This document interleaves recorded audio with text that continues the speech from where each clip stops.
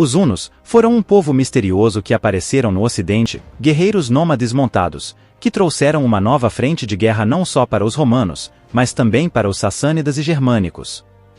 Quem eram os guerreiros imparáveis que seguiam Átila o Huno?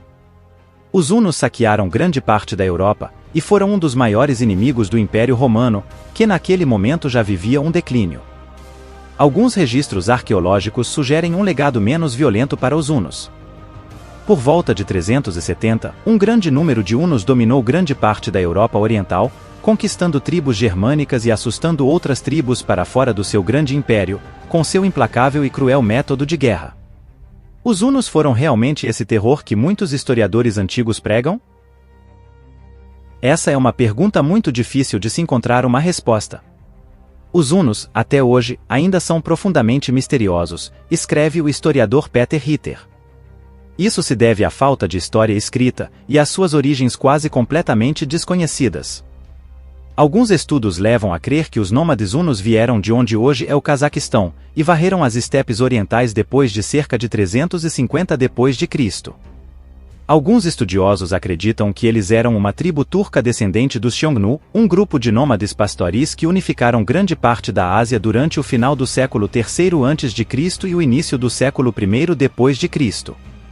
À medida que os hunos avançavam ao longo do Mar Negro, eles atacavam aqueles que estavam em seu caminho. Vândalos, visigodos, godos e outros grupos fugiram em direção ao Império Romano. Estas migrações desestabilizaram o Império Romano e ajudaram os hunos a ganharem uma reputação cruel. Seu líder mais famoso, sem dúvidas, é Átila o Huno, um líder que aumentou ainda mais a fama assassina dos hunos. Ele liderou hordas hunas por grande parte da Europa. Ao longo do caminho, ele pilhou e destruiu muitas cidades, ganhando uma reputação em relatos históricos como um flagelo de Deus, onde o seu povo fazia atos de terror sempre que entrava em novo território. Um registro arqueológico conta uma história bem interessante. Em 2017, a arqueóloga Suzanne Achenbeck analisou ossos de hunos enterrados na Pannonia, uma antiga região romana onde hoje é a Hungria.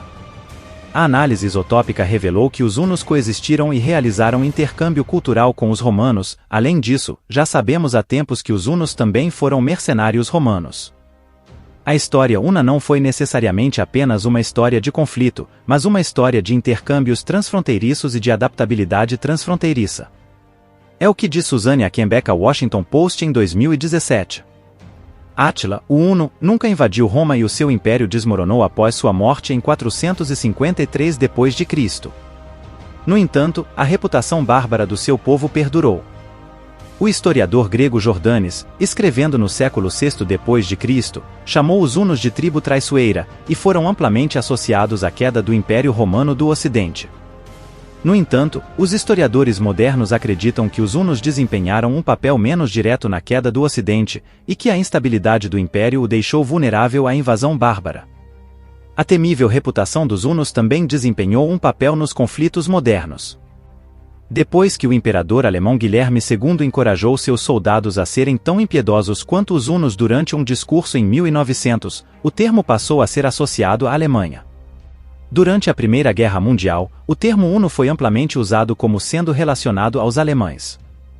Os hunos são muito misteriosos, mas ainda é possível fazermos grandes estudos sobre eles, um povo que surgiu e desapareceu muito rapidamente no Ocidente, mas que o pouco tempo que ficaram, renderam séculos de histórias sobre eles.